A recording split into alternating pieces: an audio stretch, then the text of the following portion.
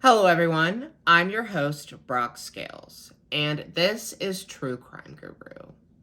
Welcome back to those who aren't new. And if you are new or you haven't already, please go ahead and subscribe and turn on notifications. That way you can stay up to date on all content. While you're at it, go ahead and follow the channel on Facebook, Instagram, and Twitter. The more people that hear about these cases, the better chances that they can get solved. Today's case was unfortunately one where there was very limited information about, and the information that was available had some major gaps. So I will do my best to tell the story the best way that I can. Today, I will be talking about the 2006 murder of Lakota native Victoria or Vicki Eagleman. Just a warning, today's case does include some sensitive subject matter, such as domestic violence and sexual assault. So if these are subjects that you find triggering, this may not be the episode for you.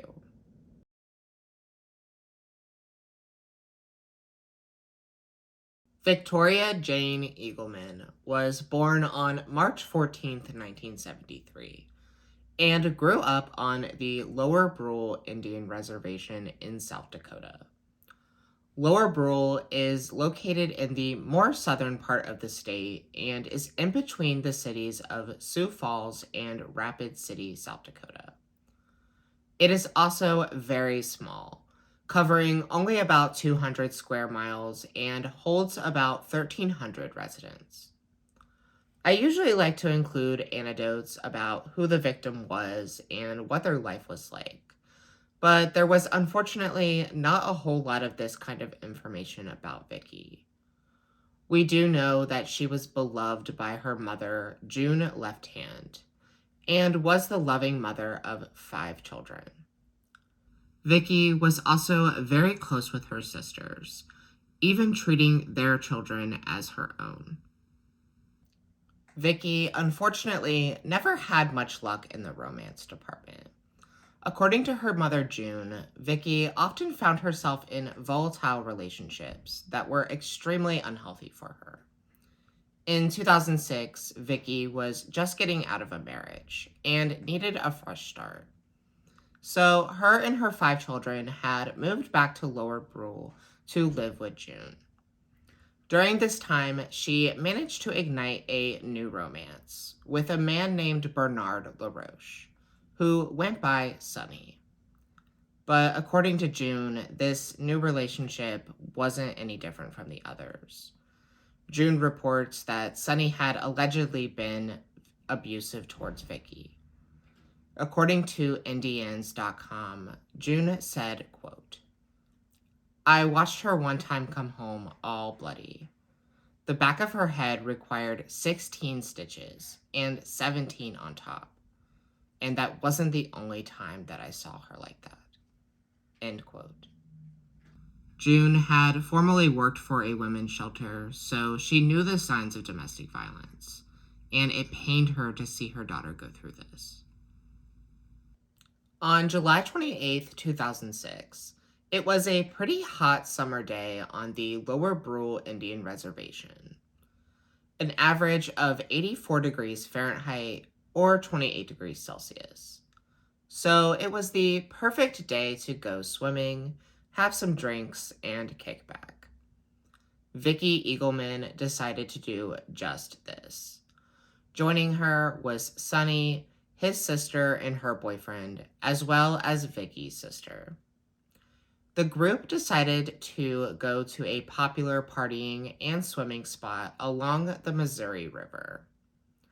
Even though this sounds like a pretty fun summer day, according to Vicki's sister, Vicki and Sonny had been arguing. However, I am unsure of what they were arguing about. Later that day, Sonny had returned to June's home, but he was alone. When asked where Vicki was, he said that she had just dropped him off there and he did not know where she was headed. Even though this seemed a little strange, No one really thought anything of it at the time. The next morning, June's husband, who happened to be a member of the tribal police, found Sunny asleep in the living room, but there was no sign of Vicki. June found this to be strange because usually if Vicki wasn't going to be home, she would call and say where she was and when she would be back. When Vicki's sister came home later that day, she reported seeing Vicki earlier that morning and had actually dropped her off somewhere. But again, it is unknown to me exactly where that was. As the next few days went by and there was no sign of or word from Vicki, June had become increasingly concerned and reported her missing on August 3rd. However, she would receive some resistance from the police, telling her that Vicki was probably just out on a bender, and once she was done partying, she would return. But June knew that this wasn't true, and that Vicki would not have left her 5 children for this long. With June's husband being a part of the tribal police, she was hoping this would provide them with an advantage with the investigation into Victoria's disappearance. But she would unfortunately be wrong. He did try to do a little investigating on his own, but as far as the department goes, there was nothing being done to look for Vicki. It wasn't even until August 14th, nearly 20 days after Victoria was last seen, when a community alert was put out. The reason so many missing and murdered Indigenous women's cases go unsolved is usually due to confusion about jurisdictional issues. Usually the investigation falls under the Bureau of Indian Affairs or the FBI. But when one department is thinking that the other department is investigating, it causes confusion and delays in the investigation. The FBI did not start working Victoria Eagleman's case until nearly a month after she initially went missing. However, in the meantime, some evidence was located by Vicki's children nearby their home. They located Vicki's glasses and a ring that had belonged to her. The glasses had appeared to have been run over at some point. Obviously, Vicki needed her glasses to see, so finding them in this state was alarming. Both items were turned over to the authorities. It was also during this time that June started to receive disturbing phone calls from the members of the community, with rumors and theories about what happened to Vicki. I am unsure of what these rumors were said to be, but according to June, they were very graphic and horrifying. June did relay everything that she heard back to the police. June says that during this time, she was hoping for the best, but deep down, she knew that Vicki was no longer alive. Even more heartbreaking, Vicki's 9-year-old daughter told the Keolin News, quote, "I hope that she'll come back alive," end quote. Finally, on August 22nd, 2006, an extensive community search was conducted to look for Vicki. About 200 people set out on foot, horseback, ATVs, trucks, and boats. Suspiciously, Vicki's boyfriend, Bernard LaRoche, did not participate in the search, but he did agree to be interviewed by a reporter who was present. He stayed adamant that he had not seen Vicki since she supposedly dropped him off on July 28th. However, during this interview, he kept referring to Vicki in the past tense, saying she was this or she was that. This is usually not a good sign from someone who claims to not know where the missing person is. The reporter also told the podcast True Crime Chronicles that his breath smelled of alcohol. Unfortunately, nothing was found that day, but the searchers were not giving up and headed out for a second day on August 23rd. It was on this day that the nude body of 33-year-old Victoria Eagleman was located, stuffed in a culvert in the remote area of Medicine Creek on the Lower Brule Reservation, near the Medicine Creek Bridge. June was devastated to learn that her suspicions were confirmed, but she told True Crime Chronicles that the community rallied around her, people lining up down her block just to come tell her how sorry they were. As I mentioned, Vicki was found completely naked. The tan spaghetti-strapped shirt, jean shorts, blue scarf, and flip-flops that she was last seen in were not located near her body, or at all. The coroner concluded that the cause of death was blunt force trauma to the head. Vicki had been badly beaten with a noticeable crack on the side of her cheek. The coroner also told June that there had been signs that Vicki had been sexually assaulted. What is unknown is whether or not there was any physical evidence located, such as semen. Her body had been exposed to the summer heat and was located in a culvert where water could have also potentially destroyed physical evidence. Statistically speaking, when women are killed, it is most likely by an intimate partner, especially when there is an indication of alleged domestic violence. So the first person that the investigators are going to look at is Sonny. However, they were not hyper-focused on him, since Vicki's sister reported seeing her on the morning of July 29th, and Sonny was seen at June's home for most of that day. Since Vicki was recently divorced, her ex-husband was another individual that needed to be looked at. However, since he was on the other side of the world in Japan at the time, he was quickly ruled out. From here on, the investigation is wildly unknown, and the most appalling detail would come later in 2006, when case files and photos regarding Victoria's case were found outside of the police department on the sidewalk. Luckily, the person who found them returned the files to the police, but the fact that they were even found out there really calls into question the integrity of the investigation and how seriously Vicki's case was being taken. The community, however, was still calling for justice. On October 28, 2006, the South Dakota Coalition Against Domestic Violence had organized a walk in Vicki's honor near the location where her body was found.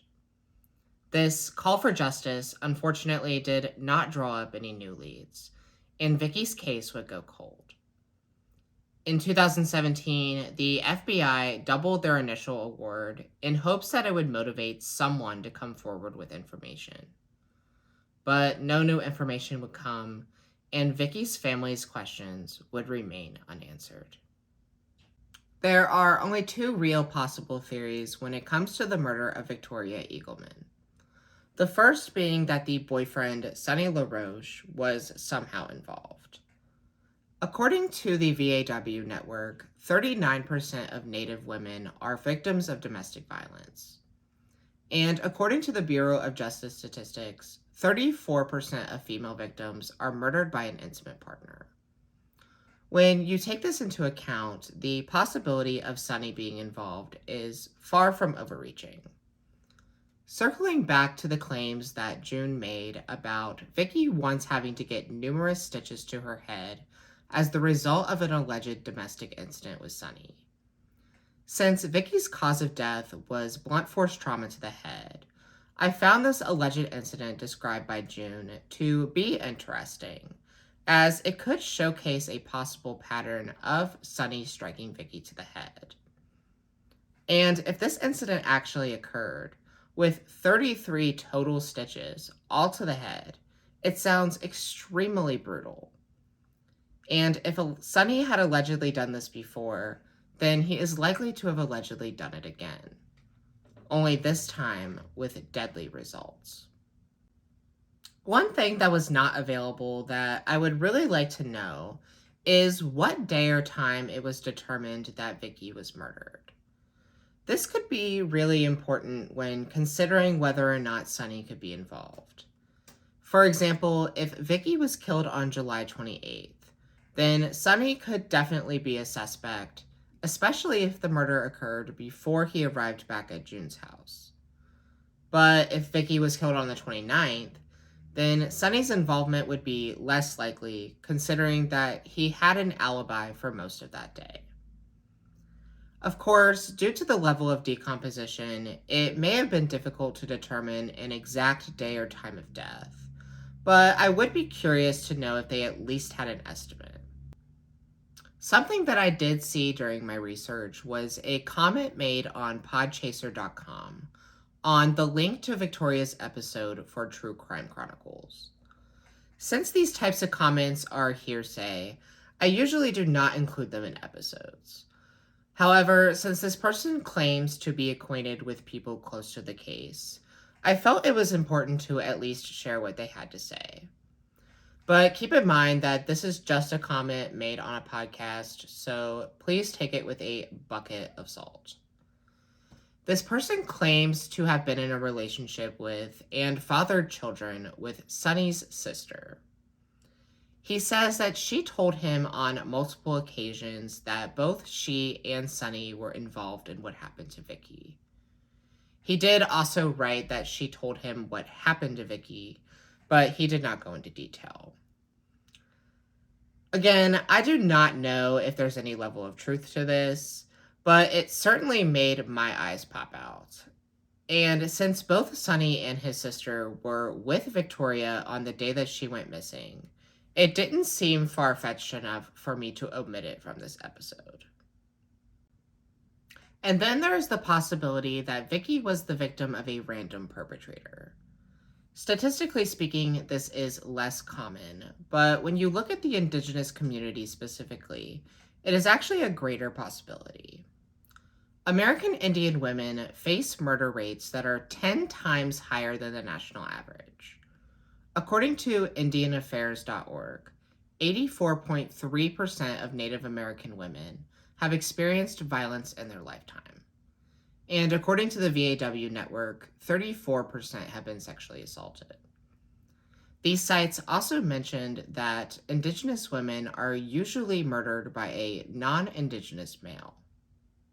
Since predators know that crimes committed against Indigenous women are underreported, and when they are reported, they aren't taken as seriously, it makes Native women a higher target for these sick individuals. And in Victoria's case, South Dakota would be the perfect hunting ground for such predators. According to Congressman Dusty Johnson, as of 2022, 68% of all missing persons in South Dakota are Native Americans, despite only making up 9% of the population. And 30% of this number are women. Considering that Victoria was sexually assaulted, the possibility of her falling victim to a sexual predator that was preying on Indigenous women is definitely within the realm of possibility. However, when I consider the remote location where Vicki was found, I find it less likely that someone not local to the reservation or the surrounding area would be familiar with this particular spot. Victoria Eagleman is just one of the many missing and murdered Indigenous women across the United States and Canada. Discussing these cases has become more frequent within the last several years, but I find that the discussion tends to lean more towards MMIW cases within the last decade. But these cases span over several decades, and most of them are forgotten. I encourage everyone to check out the National Indigenous Women's Resource Center. They have numerous resources available to Indigenous women who are experiencing domestic violence, sexual assault, and MMIW cases. Information on how to get involved is on their website, which is available in the episode description, as well as the channel's Facebook and Twitter accounts. Vicki Eagleman was a young mother of 5 children who had been forced to grow up without their mom and not having any answers as to why. June has worked tirelessly to try and get her daughter's case some attention so that it can be solved. Vicki does not deserve to be just another statistic of missing and murdered Indigenous women. She deserves justice. If you have any information about the murder of Victoria Eagleman on July 28, 2006, you are urged to call the FBI office in Pierre, South Dakota at 605-224-1331. If you or anyone you know is experiencing intimate partner physical violence, sexual violence, and/or stalking, help is available. Please contact the National Domestic Violence Hotline at 1-800-799-7233.